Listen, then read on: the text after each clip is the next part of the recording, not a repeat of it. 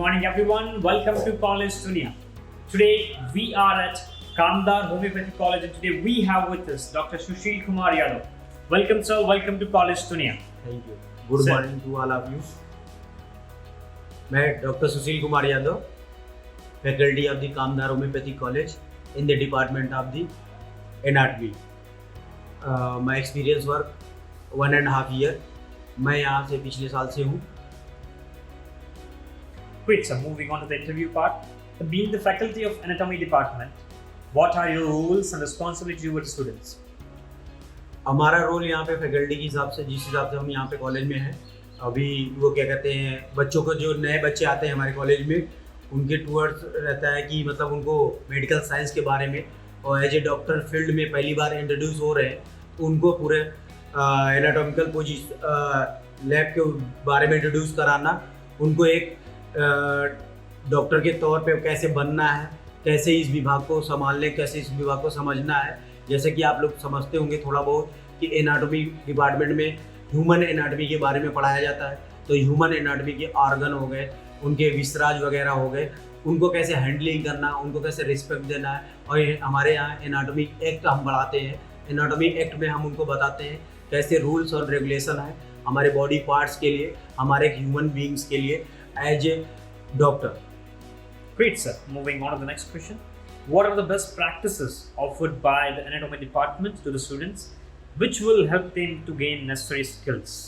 हमारे कॉलेज में बच्चों के लिए बढ़िया प्रैक्टिस वगैरह करने के लिए हमारे कॉलेज द्वारा प्रोवाइड कराया जाता है. उनको अच्छा लेक्चर प्रोवाइड कराया जाता है, पीपीटी द्वारा प्रेजेंटेशन भी कराते हैं हम एक बढ़िया डिसेक्शन हॉल भी है हमारे यहाँ, जो कि डिसेक्शन करके उनको मैक्सिमम क्लासेस उनकी चलती है.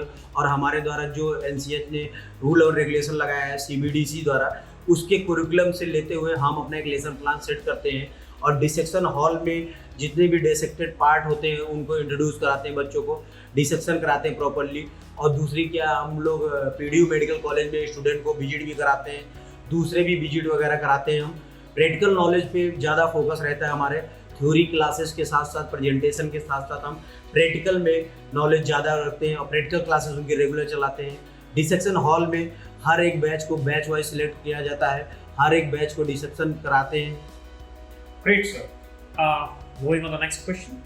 What are the challenges that you have faced or are facing to uplift the quality of education of your anatomy department?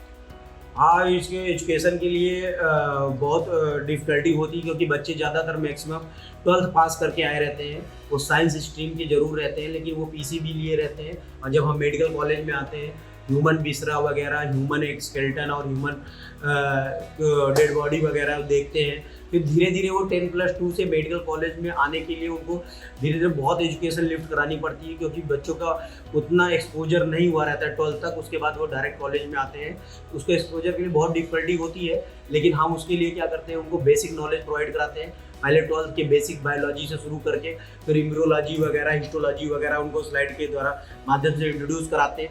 उस हिसाब से हम अपलिफ्ट करने की कोशिश करते हैं. जिस हिसाब से हिस्टोलॉजी इंट्रोड्यूस होता है, इम्ब्रियोलॉजी जब इंट्रोड्यूस करते हैं तो उनको कनेक्शन मिलता है. फिर उसके बाद हम प्रैक्टिकल नॉलेज की तरफ ज़्यादा फोकस करते हैं. प्रैक्टिकल नॉलेज में हम उनको डिसेक्शन वगैरह ज़्यादातर कराते हैं. इससे उनको क्वालिटी ऑफ एजुकेशन बढ़ती है.